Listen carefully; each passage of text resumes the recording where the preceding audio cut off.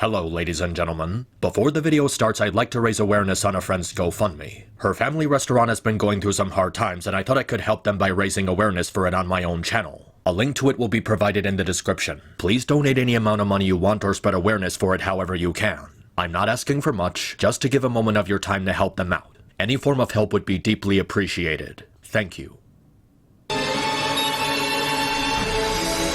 Let's go! Hey, hold it, Shadow. You're not gonna leave this kid behind. It doesn't matter to me what happens to that boy. In one of my previous videos, I discussed how Sonic the Hedgehog 3 did a very good job characterizing Shadow even though there were some glaring mistakes in how they did it. It's easy to tell that the filmmakers have a genuine understanding of what his character is supposed to be, and I look forward to how they expound on his character now that the whole revenge thing has been resolved. Unfortunately, there were some notable problems in how he was characterized, in that there were times in the movie where his character would cross into edgelord territory. There was making him ride a motorcycle when he clearly doesn't need one. There was making him wield a gun, which made me remember some very bad things, when he can just shoot more powerful projectiles with his chaos energy. They made him leave Agent Stone to drown when the Shadow in Sonic Adventure 2 would have put his revenge quest on hold to save him, and there were a few times they gave him dialogue like this. What did you do? What I had to. It's almost finished, Maria. You will have justice. Now you know my anger, the pain I've felt for 50 years. The movie's characterization is definitely a far cry from other iterations, but there were certainly ways in which the movie could have done a better job. But it also left me asking myself a certain question. How did this horrible characterization of Shadow get started anyway? Shadow was not in any way an edgy character in Sonic Adventure 2 and didn't even have any edgy dialogue. Sure, he wanted to destroy the Earth, but the game showed very clearly it was based on a misunderstanding, and he immediately tried to fix his mistake. Even Sonic Heroes, the game following the events of Adventure 2, didn't characterize Shadow that way. It characterized him as a pretty chill guy who got along with Rouge and Omega pretty fine. But oh no, because they wrote in a cliché plot point about him having amnesia, that meant they could do whatever they wanted with him in the next game.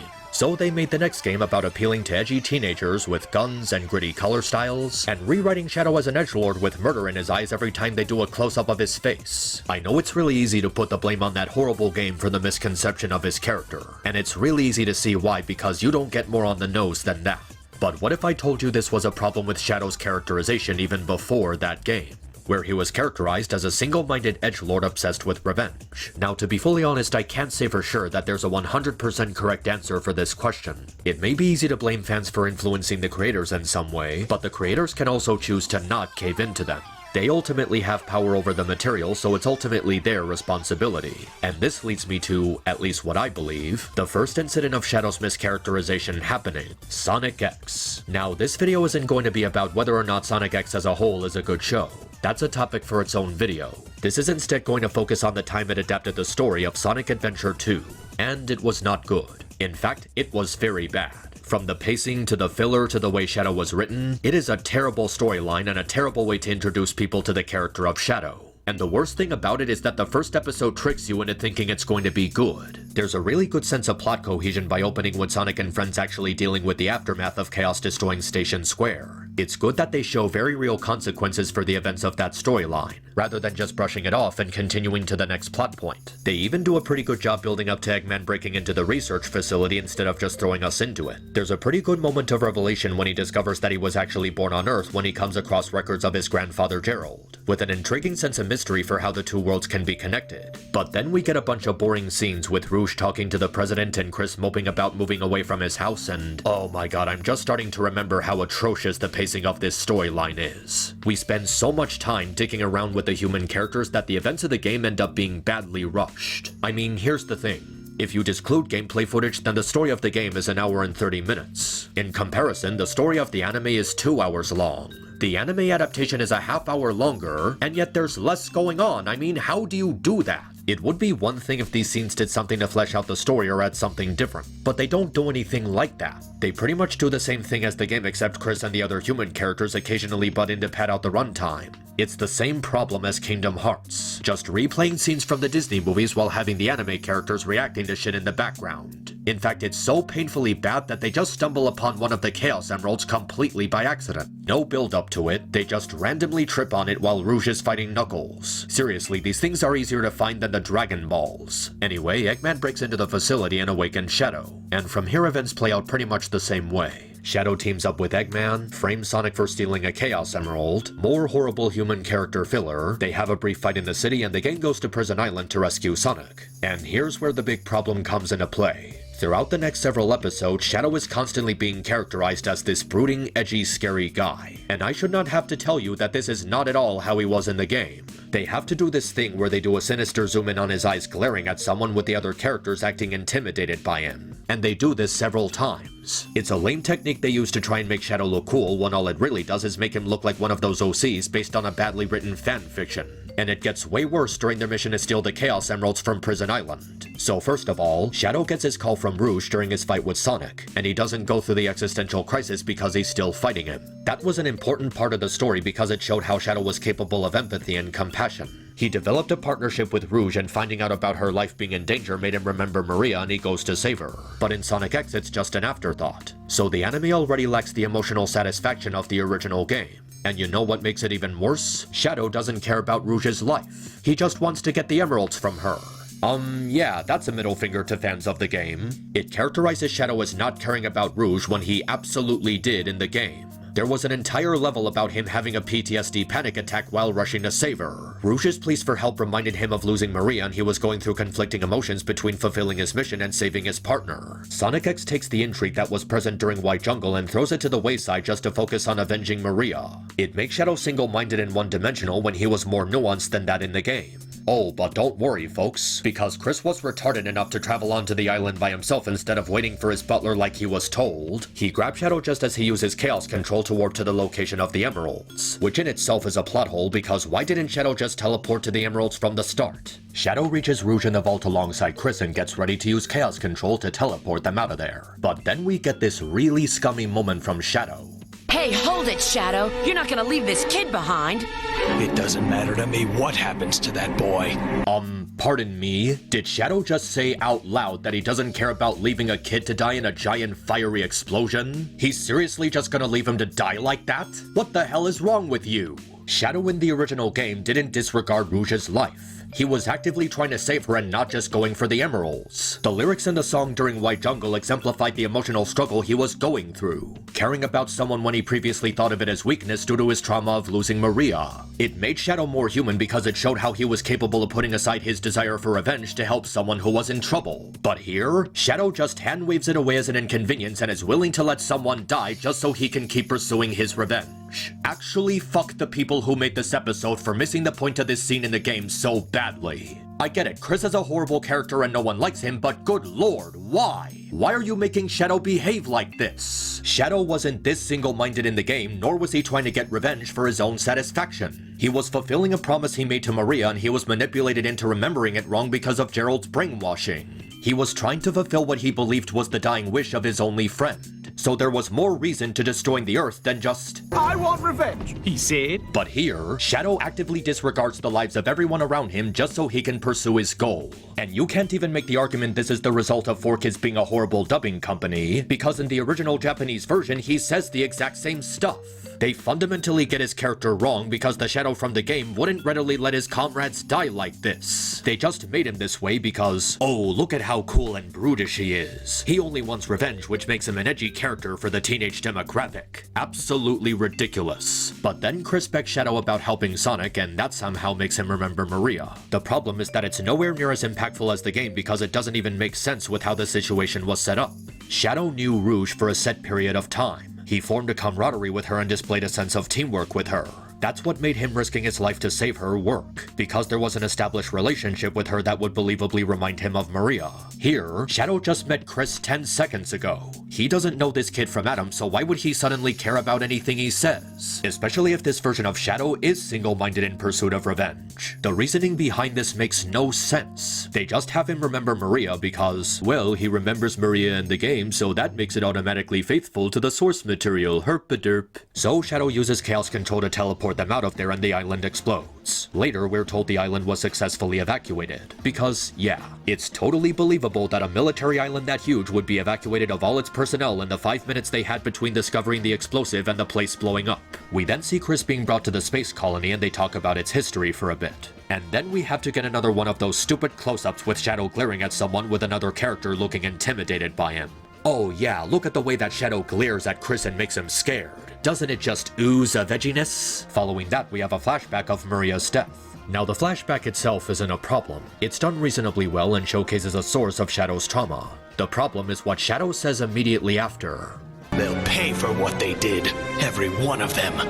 Oh man, you can feel the edge emitting from that line, huh? It's so edgy that I can practically hear crawling playing in the background. Okay, but in all seriousness, what was with that line? That is a deeply sinister expression of Shadow's hatred for humanity, and as far as I know, he never said anything like this in the game. Are they trying to make him more deep and complex? Because a line like that is about as deep and complex as a puddle of water. They even have to make it look like Chris is intimidated by him while he's glaring at the earth. In the game, Shadow didn't have this intimidating aura when Rouge was talking to him. He was just lost in thought, remembering the good times he had with Maria while living on the Ark. It was somber and bittersweet because Shadow was remembering a happier time in his life. Thinking about his purpose, hoping to find meaning while exploring Earth, sharing these thoughts with Maria, it's a really moving moment in the story. In comparison, Shadow only remembers Maria's death and wants humanity to pay for it. That is such a night and day comparison between Sonic X and Adventure 2 that they couldn't be any further apart from each other. It's just not satisfying because it's far less subtle in how Shadow is written. If you want him to hate humanity, that's one thing, but at least give him that sense of compassion he had in the game. So far, he hasn't shown anything like that. Oh, I guess except for that forced nonsensical "this kid reminds me of Maria so I suddenly care about him." And remember what I said earlier about the horrible pacing? How elements from the game end up being rushed because of all the time they waste on the human characters? Well, that ends up happening here with Eggman quickly summarizing the power of the Eclipse cannon. In the game, Shadow takes his time to explain what the cannon is capable of. He delivers the information in an intimidating fashion, one that makes you fear the power that it's capable of when all the Chaos Emeralds are assembled. They took the time to build up the threat of the cannon and establish how Eggman can use it to enslave humanity to his will. It was actually pretty chilling the way the scene was paced out. In Sonic X, Eggman briefly goes over it with one line of dialogue. The Eclipse Cannon draws its energy from Chaos Emeralds and generates enough firepower to destroy an entire planet. God, they didn't even try to recapture the fear factor of the original game. They just dump the whole thing into one line and rush over to the next plot point. Would it kill them to hold on to a scene for more than 10 seconds? So we get more horrible filler with the reporters looking for some guy who was involved in Project Shadow. Eggman makes his announcement, pisses on the moon, and our heroes start searching for a pathway to Eggman's base that will lead them to the Ark. In between, Shadow has another memory about spending time with Maria, but he never shows any appropriate emotion while thinking about it. He just keeps the same angry expression the whole time, and when Rouge tries to talk to him, he ignores her and walks away. I get the idea that Shadow is a reclusive person dealing with trauma, but he was never completely antisocial. When Rouge talked to him in the game, he engaged in a conversation with her. He demonstrated communication skills with his team. And even when Eggman shows up, he talks to them like they're part of a group. He even says, "Let's get this show on the road."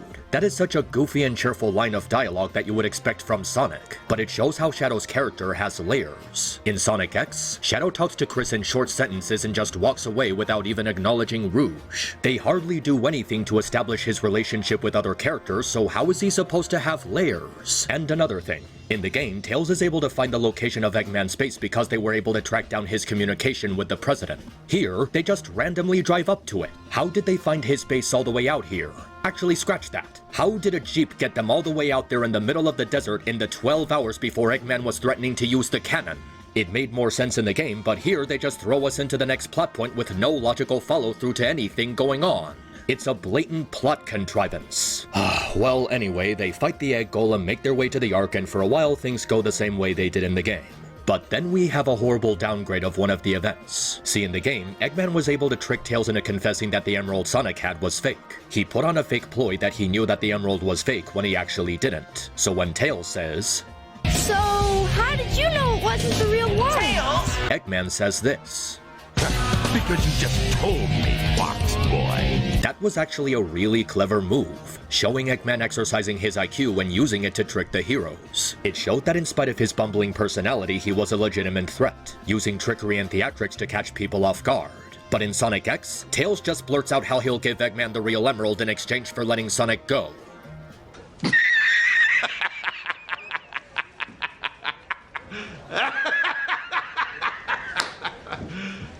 You serious? Is this idiot for real? He just blurts out how the emerald was fake? They could have kept up the ruse and tried to use the emerald as a bargaining chip. But now they can't do that because Tails is just a moron. And it also robs Eggman of his shining moment. Using his cunning to trick them into admitting the emerald was fake. Sonic X just plays this scene like it's a stupid gag. And it makes the story as a whole even worse. Alright, so after that we have more of that stupid reporter subplot with a gun soldier recollecting the events from 50 years ago. Wait, 50 years ago? Huh.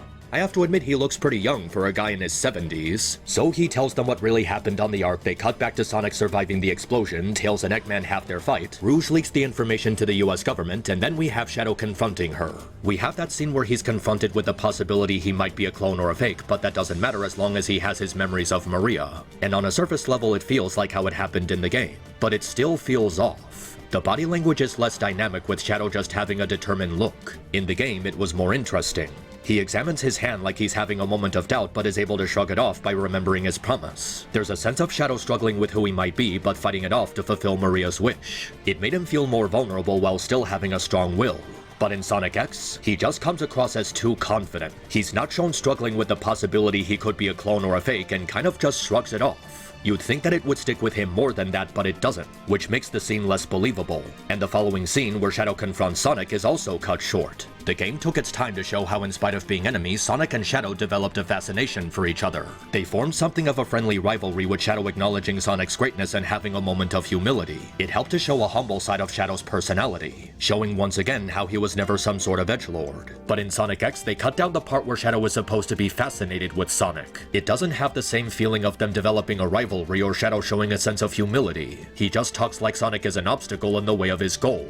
It's another thing that feels horribly rushed because of all the horrible padding and filler spent on the human characters, unlike the game where everything had a more natural flow. Okay, so you know the drill from here. Eggman activates the cannon with the last emerald, accidentally triggers the countdown for the Ark's collision with Earth, and the group discovers it was all a revenge plot by Gerald for Maria's death. They team up to stop the Ark's collision and eventually confront the Bio-Lizard. But before that happens, Shadow is confronted by Chris. And of course we get that scene with Chris lecturing him about not letting revenge consume you and letting it go and blah blah blah. And just like a lot of other things, it's a horrific adaptation of what happens in the game. In the game, it's Amy who confronts Shadow, not this stupid OC. Shadow simply tells Amy that there's no point in saving the Earth because his efforts would be pointless, saying how all that matters is how he kept his promise to Maria. It's possible that he also meant that saving humanity is pointless as it's incapable of learning from past mistakes and changing for the better, which is a pretty relatable worldview, not gonna lie. But Amy takes the time to explain to Shadow how even if humanity is doomed to a cycle of selfishness, they're still doing their best to lead peaceful, happy lives. Humanity deserves a chance to be happy, and Amy begs Shadow to not take that from them. This is what causes Shadow to remember what Maria actually said. Her wish was to give humanity a chance to be happy, causing him to shed a tear. It's an amazing scene that shows how human Shadow was the entire time. He never wanted revenge for himself, nor was he motivated by bloodshed. He wanted to carry out the dying wish of his friend. And now that he knows the truth, he goes to the cannon's core to set things right. It's a brilliant, well-voice-acted moment that acts as the emotional highlight of the game. And it also elevates Shadow's character to being one of the best, if not the best in the series. This is the kind of material that Shadow's character is missing these days. Writing that makes him humble and compassionate, and capable of emotionally opening himself up to other people. And how does Sonic X handle this? Well, they pretty much fucked it up by doing the exact opposite of everything I just said. Both the 4Kids dub and the original Japanese version completely assassinate Shadow's character in this scene, making him violent towards Chris and going on edgy rants about how Earth deserves to be destroyed. All the things that made this scene so impactful in the original game are completely taken out and replaced with this stupid edge streak nonsense. Shadow acting calm and neutral, now he's filled with rage and anger. Shadow not behaving hostile towards Amy, now he's using his powers to attack Chris. Shadow simply finding solace in fulfilling Maria's wish, now he's ranting about how unfair Maria's death was and how humanity deserves to be destroyed. And the dialogue is so childish and cliché. It's just your run-of-the-mill revenge dialogue we've seen in thousands of other stories. They could have added something different, but there's nothing unique about any of it. And on top of that, it robs Amy of her moment of glory. Her talking to Shadow about the importance of saving and preserving the Earth was her single greatest moment in the franchise. Even for a brief moment, they added complexity to her character instead of just making her a creepy Sonic-obsessed idiot. Her dialogue was profound and intellectual, and it demonstrated her soft, kind-hearted spirit. It made sense for her to be the one to talk sense into Shadow because her motherly speech was the most in character for her to deliver. Like, could you imagine any of the others saying this kind of speech to Shadow in a time of crisis? It was a scene in the game that made Amy important. She contributed to the story in a meaningful, practical way. But Sonic X takes all that away from her, because they had to give this moment to that stupid moron Chris. Amy's role in the story is reduced to being a damsel in distress and a background character. Even the scene where she goes with them to rescue Sonic from Prison Island ends up being pointless because Sonic was gonna rescue himself from the prison cell anyway. Amy's importance in the story is taken away from her, the pacing of it is just as badly rushed as everything else, and it characterizes Shadow as a selfish, revenge-obsessed edgelord. I was willing to put up with all the other problems in this arc as long as they got this part of the story right, but this is the straw that breaks the camel's back. Honestly, let's just wrap this up because I'm starting to get a headache from it. Shadow remembers Maria's last wish, he helps them fight the Bio-Lizard and presumably sacrifices his life to stop the arc. Sonic gives Chris one of his inhibitor rings and the story ends. Man, was this an annoying one to get through. Normally I don't have strong feelings for Sonic X. I just have fun with the so bad they're good memes the 4Kids dub gave us. But this adaptation of Sonic Adventure 2 was absolute dog shit. Every single thing about it is a severe downgrade from the game. The pacing, the character writing, the story details, the way it characterizes Shadow, the dialogue, the internal logic. Even the animation feels stilted and unenergetic. In spite of its art quality and variety of color, it lacks the emotion and body language that was present in the original game. This particular set of episodes came out in November and December of 2003, 2 years before the release of Shadow the Hedgehog, and 2 years after the release of Sonic Adventure 2. So I'm willing to believe that this is patient zero of Shadow being written as an edgelord for the sake of being an edgelord. And I know for a fact this was purely Sonic X's fault, because the two Sonic games that were released around the same time that brought back Shadow, Sonic Heroes and Sonic Battle, didn't have Shadow characterized as an edgelord. The three projects were clearly being done by different teams and had to be released during the same time slot, so Sonic X wouldn't have been able to influence them like it did for the 2005 game. Whatever it was about Sonic X's characterization of Shadow in these episodes, they must have had an influence on how he'd be written in future projects because after this, we got that shitty 2005 game, and all the other instances of him acting edgy.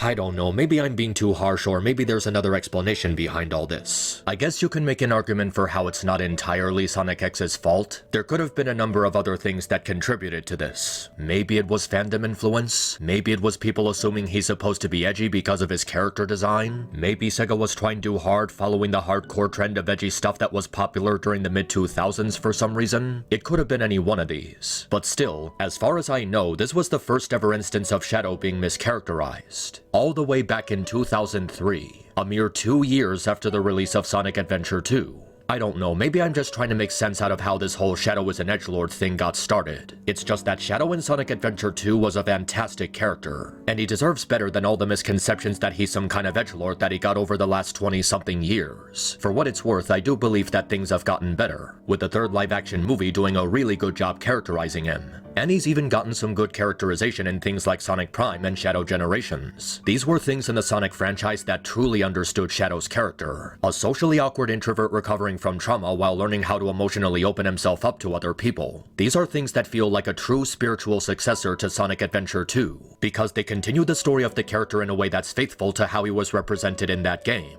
With these things in mind, I'm certainly hopeful that we'll get more material like this in the future and we can finally leave that whole edgy misconception behind us. Sonic X's adaptation of Adventure 2 may have been terrible, but that was over 20 years ago. Things have definitely gotten better since then, so I think it's easier to forgive how it was handled here. Perhaps there is no definitive answer to where this misconception of Shadow's character came from, but maybe it's not important to figure that out, at least not anymore. Because what is important is that nowadays we have a much better understanding of his character. 2024 was indeed the year of Shadow, setting things right for the red and black blur after a long time of stagnation, and there's certainly a lot of reasons to look on the bright side of things when it comes to Sega's handling of the IP as a whole. From better games to better shows to better movies, it's never been a better time to be a fan of Shadow and Sonic the Hedgehog. Just don't, end up completely like Sonic fans.